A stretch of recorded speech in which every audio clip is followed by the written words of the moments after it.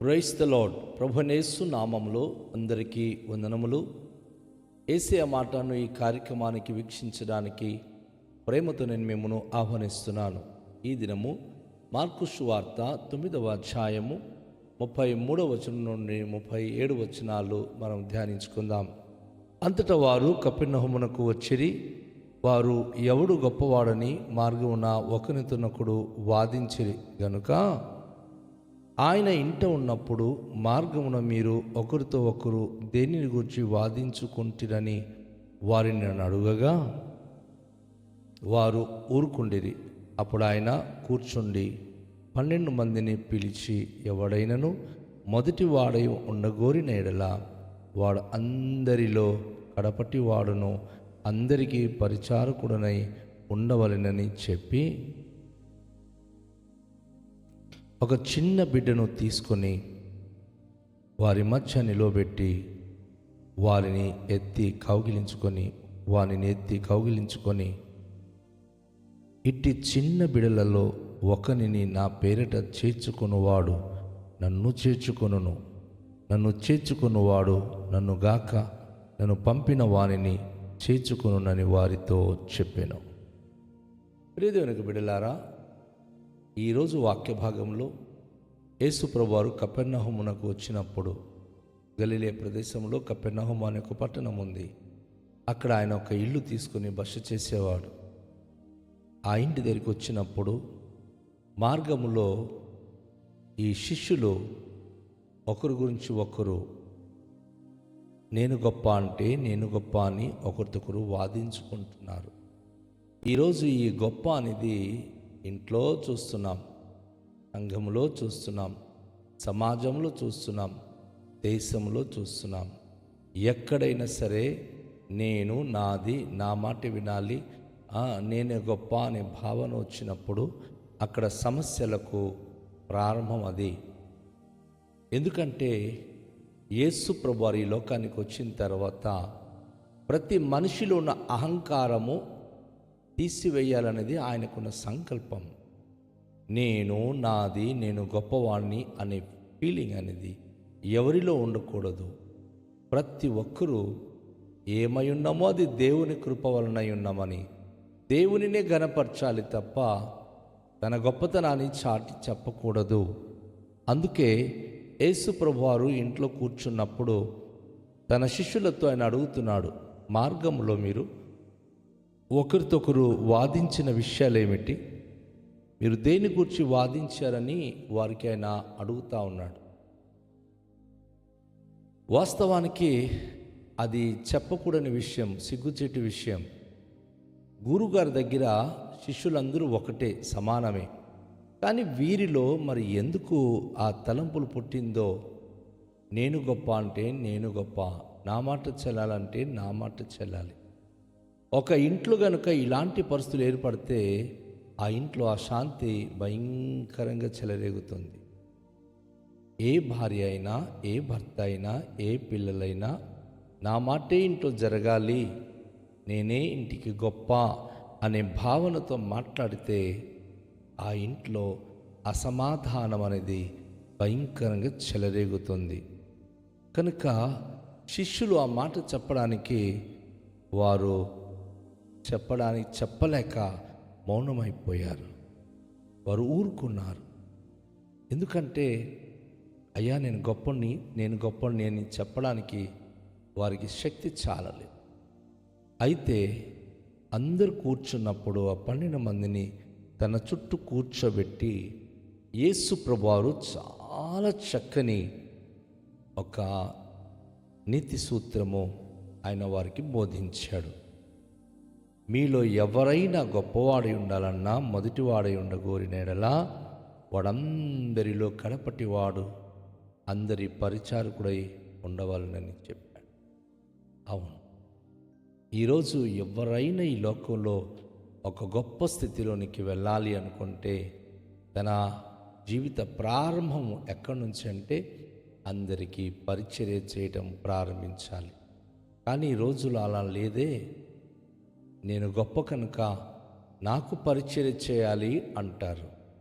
యేసయ్య ఒక చక్కటి నీతి బోధ ఆయన బోధిస్తూ, ఒకడు ఏలుబడి చేసే నాయకుడు కావాలంటే అందరికీ పరిచారకుడుగా ఫస్ట్ మారాలి. అందరికీ పరిచారకుడుగా మారిన వాడే ఏలుబడి చేసే నాయకుడు కాగలడు. ఈరోజు పేరాశ గలవాడు కలహము రేపును అని పరిశుద్ధ గ్రంథంలో సొలొమోను మహారాజు తెలియజేశారు. ఆ మాట చొప్పుననే ఈరోజు సమాజంలో ఎటు చూచిన ప్రజలు నేను గొప్ప అంటే నేను గొప్ప అని కలహించి కొన్ని సంఘాలు రెండు ముక్కలవుతుంది, కుటుంబాలు రెండు ముక్కలవుతున్నాయి, యూనియన్లు రెండు ముక్కలవుతున్నాయి, అనేకమైన సొసైటీ రెండు ముక్కలైపోతున్నాయి. ఎందుకంటే నాకు గొప్పతనం కావాలి, నేను అధ్యక్షుడిగా ఉండాలి, నా మాట చెల్లాలి అని అనేక మంది ఆ హోదాను వెతుకుతున్నారు. కానీ వారు చేసే పని ఏముండదు, కానీ పదవి మాత్రం కావాలి. యేసు ప్రభువారు అందుకే అంటున్నాడు, మీరు మొదటివాడై ఉండాలనుకున్న కోరితే కడపటివాడుగా ఉండడం నేర్చుకోండి. అంటే అందరికీ ప్రోత్సహించే వ్యక్తిగా మీరు మారాలి, అందరికీ సహకరించే వ్యక్తులుగా మీరు మారిపోవాలి. అప్పుడే మీరు మొదటివారు కాగలరు. ఎప్పుడు కూడాను నేను మొదటివాడును, నా మాట వినాలి, నా గురించే మరి అందరూ చెప్పుకోవాలి అనే భావన వచ్చినప్పుడు అలాంటి వ్యక్తిని అందరూ నిర్లక్ష్యము చేస్తారు. మనం ఆ వచనాలు చూస్తున్నప్పుడు మరి యేసు ప్రభువారు ఒక వ్యక్తి గొప్పవాడి ఉండాలంటే పరిచారకుడుగా ఉండాలి అని చెప్పి, ఒక వ్యక్తి తను పరిచారకుడుగా ఉండాలి అనే మాటను తెలియజేస్తున్నాడు. యేసు ప్రభువారు కూడా ఒక మాట అంటారు, నేను పరిచర్య చేయించుకోవడానికి రాలేదు కానీ పరిచర్య చేయడానికి వచ్చానని చెప్తూ, ఒక చిన్న బిడ్డను ఆయన ఎత్తుకొని వారి మధ్య నిలబెట్టి వానిని ఎత్తి కౌగిలించుకొని ఆయన అంటాడు, ఇట్టి చిన్న బిడ్డలలో ఒకనిని నా పేరట చేర్చుకున్నవాడు నన్ను చేర్చుకొనును, నన్ను చేర్చుకున్నవాడు నన్ను గాక నన్ను పంపిన వారిని చేర్చుకొనునని వారితో చెప్పాను. ఒక నీతి బోధ యేసు ప్రభువారు తెలియజేస్తున్నారు. ఓ చిన్న పసిబిడ్డను ఎత్తుకొని, బాబును ఎత్తుకొని లేక పాపను ఎత్తుకొని వారి మధ్య నిలబెట్టి, చిన్న పిల్లలు అభము శుభము తెలియనివారు, వారందరితో కలిసిపోతారు, వారందరితో చక్కగా నవ్వుతారు, అందరి దగ్గరికి వెళతారు, అందరినీ స్నేహిస్తారు. ఈరోజు మనము కూడా ఈ చిన్న బిడ్డలలో ఒకని వల్లే మనము తయారవ్వాలి. ప్రభు పేరట అందరినీ చేర్చుకోవాలి, ప్రభు పేరట అందరినీ మనము హత్తుకోవాలి, ప్రభు పేరట అందరినీ మనం మర్యాద ఇవ్వాలి, గౌరవించాలి, ఒకరిని ఒకరు అభిమానించాలి. యేసు ప్రభువారు ఆ చిన్న బిడ్డ గురించి చాలా పాఠాన్ని ఈరోజు ప్రపంచానికి నేర్పిస్తున్నాడు. అభము శుభము తెలియని చిన్నపిల్లలు, వారు ఎవరు పిలిచినా వెళతారు, ఎవరేం చెప్పినా చేస్తారు.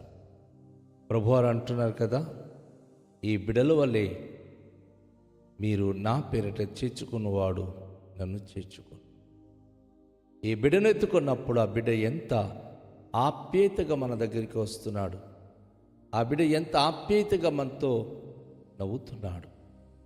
అవును, ఏ మాయమర్మం లేకుండా, ఎలాంటి సమస్యలు లేకుండా, ఏ రీతిగా అయితే సమాధాన స్థితి కలిగే ఆ బిడ్డ అందరి దగ్గరికి వెళ్ళి అందరితో కలిసి ఉండడానికి ఇష్టపడుతున్నాడో, ఓ దేవుని నమ్ముకున్న బిడ్డలారా, అందరితో సమాధానంగా ఉన్నారా? అందరితో మంచిగా ఉన్నారా? లేకపోతే పగ, ద్వేషము, కలహముతో జీవిస్తున్నారా? అలాంటి జీవితాలు కనుక జీవిస్తూ ఉన్నట్లయితే ఈ ఉదయకాశములో పరీక్షించుకోండి. మనం మన సంఘానికి సేవను అందించాలనుకుంటున్నాం, మన గ్రామానికి సేవను అందించాలనుకుంటున్నాం. సో ఎవరైనా ప్రజాసేవ చేయాలన్న భావన కలిగిన వాడు తగ్గింపు జీవితం ఉండాలి. యేసు ప్రభువారు 2 విషయాలు మనము తన దగ్గర నేర్చుకోవాలంటాడు. మీరు నా యొద్ద నేర్చుకొనుడి అని ఒక సందర్భంలో ఆయన చెప్తూ, నేను సాత్వికమైన మనస్సు గలవాడను, దీన మనస్సు గలవాడను, నా యొద్ద మీరు నేర్చుకోండి. అవునండి, ప్రతి ఒక్క మనిషి ఈరోజు యేసును నేర్చుకోవాలి. చాలామంది యేసు ప్రభును నేర్చుకునే బదులు యేసు ప్రభు పరాయి కులస్తుల దేవుడు, పరాయి దేవుడు అని చెప్పి ఆయన మీద అబండాలు వేస్తున్నారు. కానీ యేసు ప్రభు పరాయి దేవుడు కాదు, మనకు నిర్మాణం చేసిన దేవుడు. భక్తుడు అంటాడు, ఆయన లేకుండా సృష్టిలో కలిగినదేది ఆయన లేకుండా కలగలేదు. ఆయనను బట్టి, ఆయన మూలంగా, ఆయన ద్వారానే సమస్తం కలిగినవి. ఈరోజు నా సహోదరి, నా సహోదరుడా, నీవు, నీ భార్య, నీ బిడ్డలు, సహోదరి, నీవు, నీ భర్త, నీ పిల్లలు అందరూ దేవుని వలన కలిగిన వారు. నేను ఈ సమయంలో ఒక సొల్యూషన్ మీకు చెప్తున్నాను. భర్త కానీ, భార్య కానీ, పిల్లలు కానీ మన మాట వినకుండా విచ్చలవిడితనానికి అలవాటు పడితే చేయాల్సిన ఒకే ఒక పని ఏమిటంటే, ప్రభువా, మీ మూలంగా మీరు నాకు కలుగ చేసిన ఈ బిడ్డ నా మాట వినకుండా తప్పుడు త్రోవలో వెళ్ళిపోతున్నాడు. ఆ బిడ్డను మీరు సరిచేయండి, ఆ బిడ్డ జీవితం సరిగ్గా మీ మార్గం నడిపించడని మీరు ప్రార్థన చేసి చూడండి. భార్య భర్తలిద్దరూ కలిసి ప్రార్థించినప్పుడు ఆ బిడ్డల జీవితాలను దేవుడు మార్పు కలిగిస్తాడు. ఎవరైనా సరే చంటి బిడ్డ లాంటి స్వభావము కలిగిన వారే జీవించాలి. ఒకరిని ఒకరు ప్రేమతో చేర్చుకోవాలి. ఒకరిని ఒకరు మనము మన యొక్క పరిచర్య అందించాలి. నేను ఎవరికి ఏమి చేయను కానీ నాకే అందరూ పరిచర్య చేయండి అనడం అది బుద్ధిహీనత.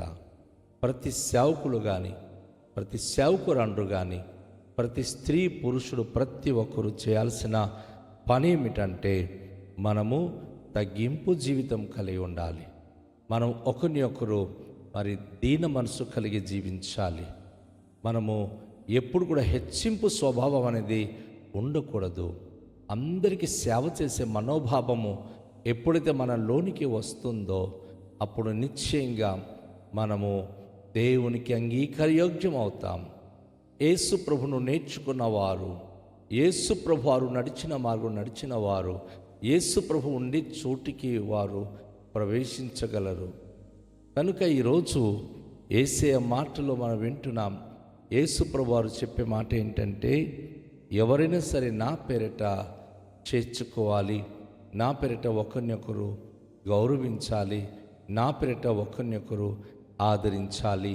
అలాంటి అనుభూతి కలిగి ఉన్నప్పుడే వారు గొప్పవారు కాగలరు, వారు ఎన్నిక చేయబడిన వారు కాగలరు, దేవునికి మహిమకరంగా వారు జీవించగలరు. కనుక నా సహోదరి, నా సహోదరుడా, నీ సమాజంలో, నీ గ్రామంలో, నీ వీధిల్లో, నీ సంఘములో ఒక ప్రాముఖ్యమైన వ్యక్తిగా ఉండాలనుకుంటే ఎవరి మాటను వినొద్దు, కానీ యేసయ్య చెప్పిన మాట ప్రకారంగా నువ్వు జీవించు.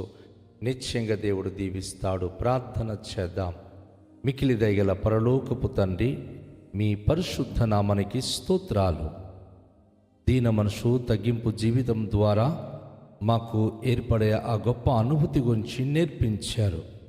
మేము ఈ లోకరీత్యా గొప్పవారు కానీ, మా మాట చెల్లలని కానీ, మూడు బారిపోయిన స్థితి, మొండి స్థితి విడిచిపెట్టి తగ్గింపు జీవితముతో, దీన మనసుతో మీ యొక్క పాదాల దగ్గర నేర్చుకుంటున్న పాఠాలను బట్టి మీకు మహిమకరంగా జీవించే ఉన్నతమైన వ్యక్తులు, ఉన్నతమైన వ్యక్తిత్వాలు కలిగిన వారి ఉండే కృప అనుగ్రహించుమని యేసు నామములో ప్రార్థిస్తున్నాము తండ్రి. ఆమేన్.